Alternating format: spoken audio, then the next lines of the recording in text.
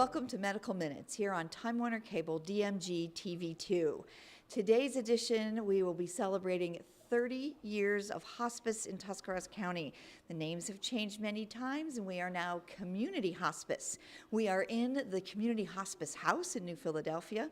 We'll talk with Norm Mast, he's the CEO. We'll also talk with the medical director, Dr. Ann Harper, and wrap up with the bereavement care manager, Anissa Fuller, all coming up on Medical Minutes.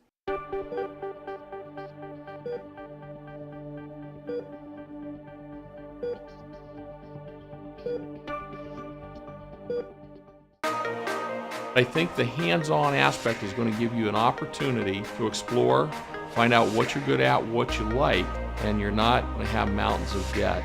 What you're going to have is a marketable skill that even if you don't love it, you can use that to pay to go on to college and get that degree. And we've got a number of students that do that. They're very mature. I think we're a great hands-on exploration base. Myers & Miller Podiatry provides complete foot and ankle care to patients of all ages. The practice was established in 2000 by Dr. Adam Myers and has grown to include Dr. Andy Miller in 2007, Dr. Jason Bakich in 2010, and most recently Dr. Kristen Henry in 2015. Our core values of respect and honesty are the basis for how we manage our practice, and we continue to grow by building relationships with our patients in order to better serve their needs. Myers & Miller Podiatry serves Tuscarawas and Holmes counties with offices in Dover, Sugar Creek, Newcomerstown, Millersburg, and our newest location in Uricksville. Let's get started with building our relationship.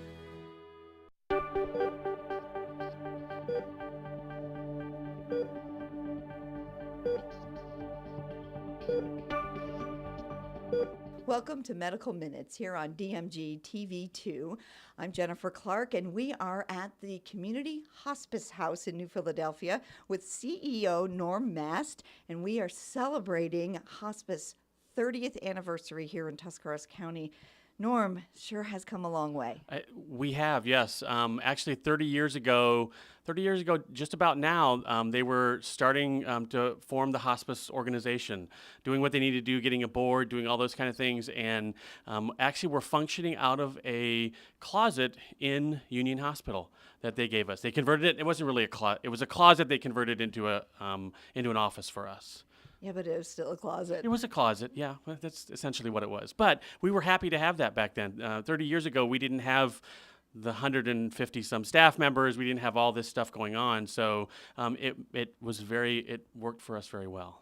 And before we get into the hospice house that we have now in New Philadelphia, explain just a little bit what hospice does. Many people hear hospice and they think, oh, I'm going to die, but that's not the case. Hospice is really about people who have some type of a life-limiting illness, something that is at some point going to take their life from them. And so the diagnosis is actually, or what has to happen is you have to have a diagnosis of 6 months or less. It doesn't mean that because you have 6 months or less, that if you're done with your 6 months and you don't die, that we're going to kick you off of hospice. We're continually evaluating to see whether or not you're progressing at all in your disease. If you're not, we're happy for you, and we will tell you you've graduated from hospice. Congratulations. But hospice is really about taking care of those of patients who have that life-limiting illness and who need that extra care, need different type of care, pain management, symptom management, all those things that our physicians and nurses are experts at doing. And as far as disease goes, there's a variety of ailments you can have. Years ago, everybody thought you had to have cancer to be on hospice. Nowadays, cancer is actually, there's less of an instance of having cancer and being on hospice than there is all the other diseases that are out there. Alzheimer's is a really big one right now, Alzheimer's and dementia. We also have congestive heart failure, COPD, all those other diseases that before we looked at that we had a difficult time kind of predicting the course of the disease. They're getting better at it and understanding when the right time is to call hospice in. And specifically, what are the services that hospice offers besides a physician that comes in or a nurse that helps you with pain management? We have nurses, physicians, obviously. We have social workers. We have home health aides. We have social workers that Did I say social workers? We I said did. social workers already. Sorry. We have like different types of therapies. Our bereavement department comes in and also does some pre-bereavement stuff if families need it, and also afterwards. We have massage therapy. We have music therapy. We have some art, kind of some expressive art type things that we do as well. And we have volunteers and chaplains that also come in. So the whole package is here from hospice. And as far as the cost, you don't bill any patients. This hospice is a nonprofit. Yes, there's never any cost to a patient. If there are times where people don't have insurance, and we don't turn anybody away whether you have insurance or not, and we don't bill that person for the service we provide, and we provide the same service to that person as we do somebody who has Medicare or who has a private insurance. How are you able to do that? Fundraising through the support of the community. That's really what it's about. We get so much money from the community just to help us to be able to operate and to take care of our patients that need us. And so when you hear about culinary capers or the hospice garage sale that we have at the fairgrounds every year, you think, oh, they have that every year, but it really is needed. Yes, it is. Those are things that help us, to be honest with you, help us survive and to be able to continue the services here in Tuscarawas County and the other counties that we're in. Without those events, without the support of the community, the needed service, it's obviously a needed service in the community because our census continues to grow. We continue to take care of more and more people. And just because I think that people are recognizing hospice is really something that's not the doom and gloom and that I'm going to die type of thing. So. And how many patients do you treat on average? Right now, we're averaging about a little over 200 patients a day that we have. 200 Yes. patients a day, and you only have a staff of 150? Yes, we have a staff of 150. We have seen a tremendous increase just recently, almost a 20% increase just in the first 6 months of this year in our census. And there's a lot of things that I think are attributed to that, but I think a lot of it is a testament to our staff and the wonderful care they're providing, and the word gets out. And this hospice house here is also something that also is something that people really kind of gravitate toward. It's a place now, rather than hospice being just kind of this abstract concept of we come into your home. People think of hospice as a hospice house. And the house is where you can come either if your family needs some respite, but if you want just a comfortable place where the end of life occurs. Yes and no. The hospice house is really designed for either respite time or for pain and symptom management. Those are really the two reasons that we use it. We only have 12 beds. We have 200 patients. I believe that half of the patients, if they had a choice, would like to come here because it's a nice place. So we really have to limit it to what it's really intended for, and that's a time of rest for families and for patients to get them to just have a break, and then also for pain and symptom management. Those are really the two reasons that we do it, because they're not going back to the hospital. This is where they come if they've got issues that they're not able to control at home. All right, with 30 years of hospice, Yes. 30 more to come, right? Yes, 30 more and more. Yes. Very good. And so supported by the community hospice here in Tuscarawas County. We've been talking with Norm Mast. He is the CEO of Community Hospice. We'll have more after this.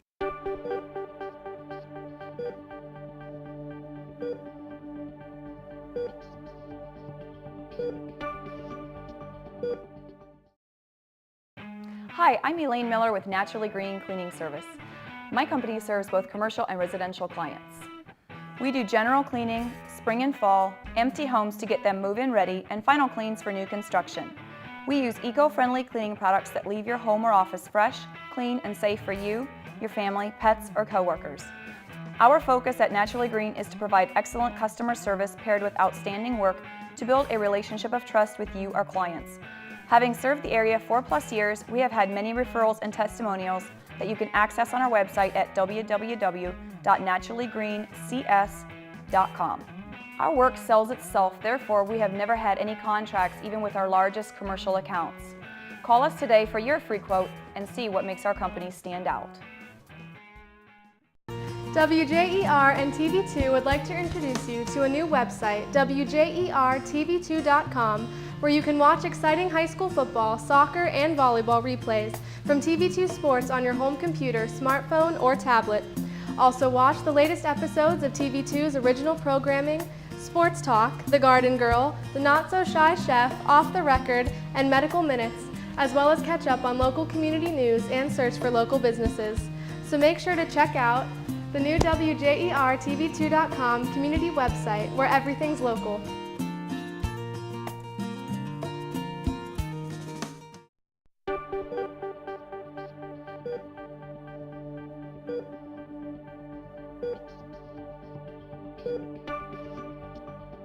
Welcome back to Medical Minutes here on Time Warner Cable DMG TV2. We are at the Community Hospice House in New Philadelphia, and this time around we are talking with Dr. Ann Harper. She's the medical director here.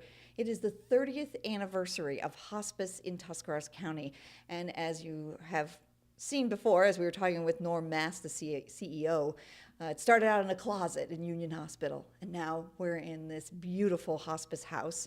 So, Dr. Harper, you have to tell me a little bit about your past. You weren't always a hospice doctor. No, I started in private practice in the area in 1988. And at that time, I was solo rural internal medicine, which, as medical economics changed, wasn't supportable. In 98, I went to the health department. I was the health commissioner and the medical director there. And then in 2004, my dad got sick. And unfortunately, he had liver cancer related to some chemical exposure he'd had when he was in World War II. So we had hospice for Dad. Well, what did hospice do for your dad? Oh my.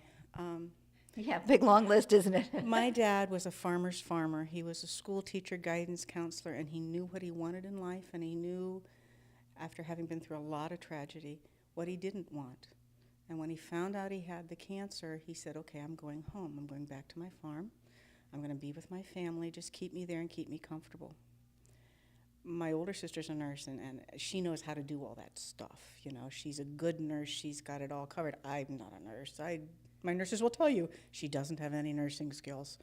And I learned from hospice. I saw how they came to the home, how they supported my mom, how they provided stuff that we needed before we knew we needed it, everything from a hospital bed to oxygen to a little emergency stash of medicine in case there was a crisis.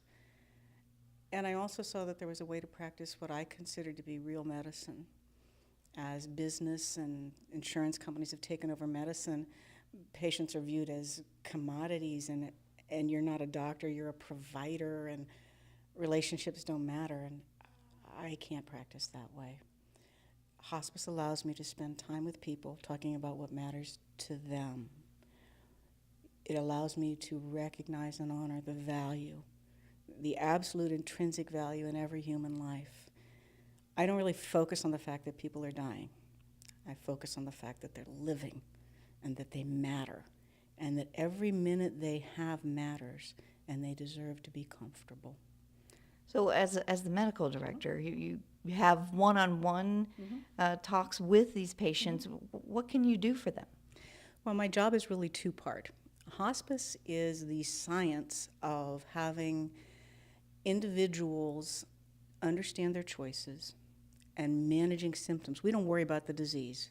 We don't worry about the death. We worry about the symptoms because that's what changes quality of life and their living. So hospice has enabled me to sit and talk with patients. I sit and talk, what matters to you? Having my puppy here with me, they're part of my family. I fear more than anything loss of dignity. I don't want to be a burden. I don't want to be in pain. I'm scared. What does this mean to my family? Can you help us with money? Where am I going to live? The team does that. I'm not the Lone Ranger here. I tell them how to manage symptoms, and I talk to families about what to expect with prognosis. But we come together as a team, and every area of their life, we try to surround them with extremely capable professionals who will mentor them through this process. We'll walk it with them. Can't do it for them. There's no way to make death this happy-go-lucky good thing, but we can help you endure. And as far as the medical aspect, though, There are a variety of medications people can take, and how do you make them comfortable? Well, the illusion about a hospice is you call hospice, and number one, you're going to be dead in 3 days or 3 minutes or possibly sooner. And if you're not dead in 3 minutes or 3 days, we're going to give you morphine and make sure you are. That is just not at all true. We look at symptom complexes, and we use very typical medicines used in very typical ways to control anxiety, control pain. Do we use a lot of opiates? Yes. Is it necessarily morphine? No. One of the biggest misconceptions about the morphine is if I give it to you, you're going to stop breathing. Only if I give it to you wrong.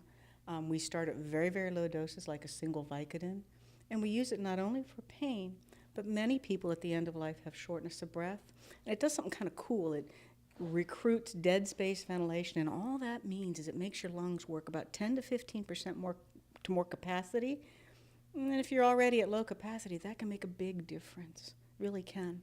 We also use non-medicative measures. Not everybody likes pills. We use music therapy, art, to express what they want, what they need. Leave memory books, leave ethical wills. We even massage therapy. Oh my goodness, I think our massage therapists are magic. That's what Norm was telling They're us. magic. That's just no side effects. It's all good. And the rooms, are they hospital rooms that you go to? I mean, they're people's homes. No, this is a home. This is somebody's house. We have the medical equipment that you might need, but the rooms are set up like the most beautiful bedroom you've ever seen. It's similar in theory to some of the birthing suites, and in a way, death is a birth. It's a transition. Here at the hospice house, it's like that, but most patients, you go to their house? Absolutely. I'd say about, oh my goodness, at any given time we have less than 10% who are inpatient here at the facility. It's a 12-bed facility. We have about 200 patients at any given time, and most of those are in the home. There is a segment that is also in the nursing home. Yeah, but you're able to treat them medically, and then, like you said, the rest of the team kind of comes in as well. Is this something that you want to obviously keep doing? I really do want to continue. A lot of people will ask, how do you do that every day, particularly since you're homegrown and sometimes it's your friends and your family. Sometimes it really hurts. You try not to feel their pain for them, but you do feel it with them. I think it's a gift to be here. It's a gift to me. I think it's an act of service. It's my mission. I think in God's economy, you get a lot more than you give, and I think He only asks for willing hands. Outcome's not up to me, but the means are. So some days I go home and think I can't go back. I can't see that again or do that again. And the next day I wake up and I think of how I've never been abandoned and how hospice carried us through the most difficult time of my life. And I realize if I can do that for someone else, then I want to. So as long as I can keep that spirit, I'm going to, assuming I don't overdose on chocolate first. Very good. Favorite coping mechanism. Dr. Ann Harper, she is the medical director here with Community Hospice, and Medical Minutes will continue on the 30th anniversary of hospice in Tuscarawas County right after this.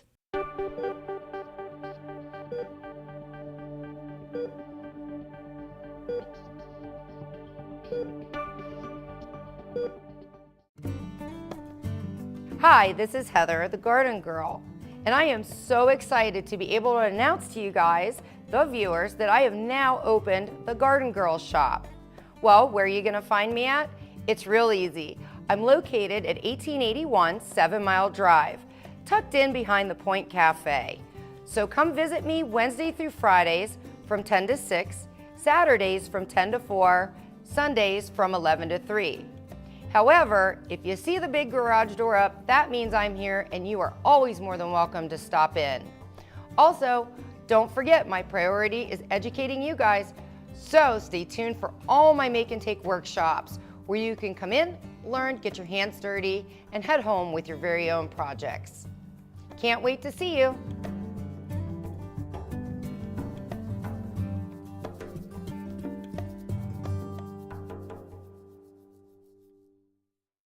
Since 1967, this agency has been proud to partner with individuals with developmental disabilities, their families, and their caregivers to ensure that all members of this community have access to meaningful opportunities.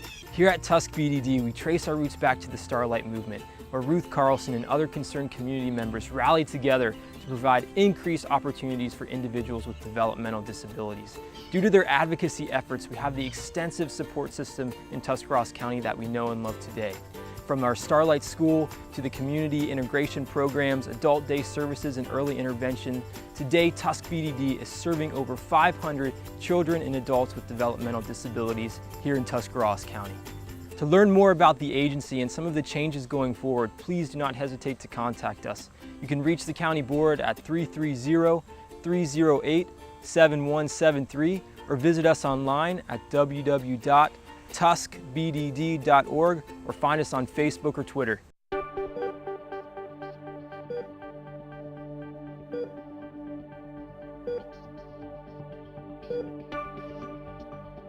Welcome back to Medical Minutes here on Time Warner Cable DMG TV2. We are celebrating along with Community Hospice here in Tuscarawas County as they celebrate 30 years of hospice. We have been talking with the CEO, Norm Mast. We also just visited with Dr. Ann Harper. She is the medical director. Now we get to talk to Anissa Fuller. She is the bereavement care manager here at Hospice. And Anissa, bereavement care, is that something that you do right away, or do you wait until the end of life? No, we actually start bereavement care and we assess how a patient is doing and how their family members are doing from the very beginning of service.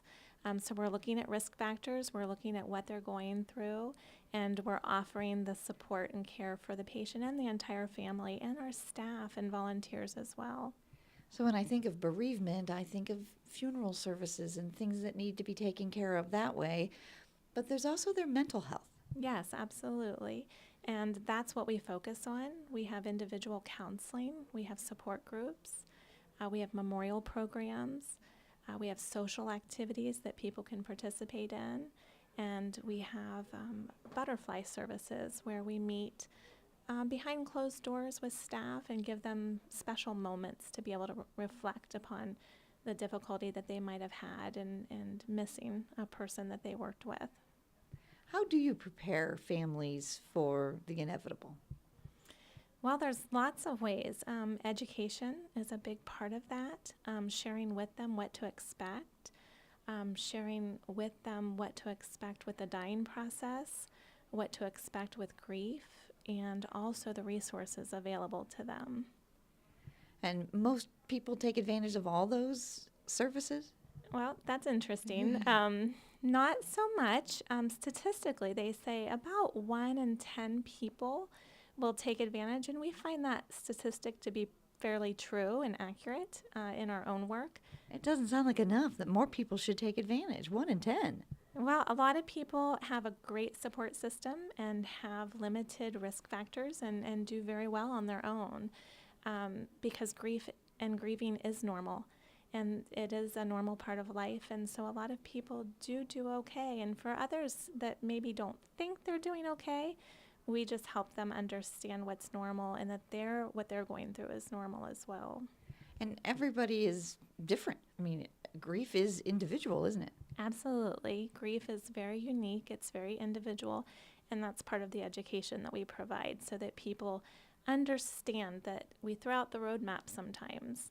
And we help them understand that there is no roadmap and that they can grieve in their own way based on their own story. Now tell us a little bit about yourself. How did you end up at hospice?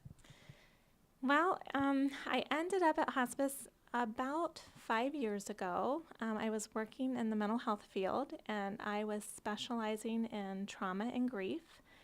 And the opportunity came about, and this was just the best fit I could think, because when I was doing the mental health part of things, and I really looked at dying and death as traumatic, and so it just was a very natural fit, and it's been one of the best jobs I've ever had to be here. So now, working in bereavement all of this time, where do you find the strength to make sure that everyone's taken care of?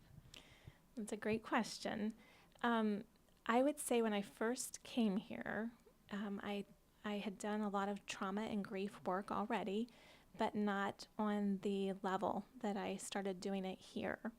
So I ended up starting to become more aware of my own needs, and I began doing things like exercise, eating more healthy, gathering a peer support network, here at work, so that I would say most people that work at hospice have that very good, strong network, so that they can talk to each other and talk to coworkers. We have a wonderful medical director that you met, and she's amazing at kind of leading some of that in our team meetings. And we have a lot of discussion about our own feelings and our own thoughts when we deal with something very difficult.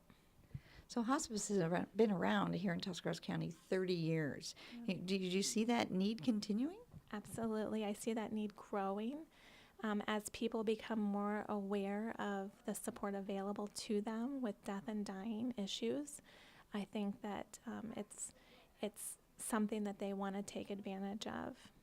Including the bereavement services Yes. that you provide.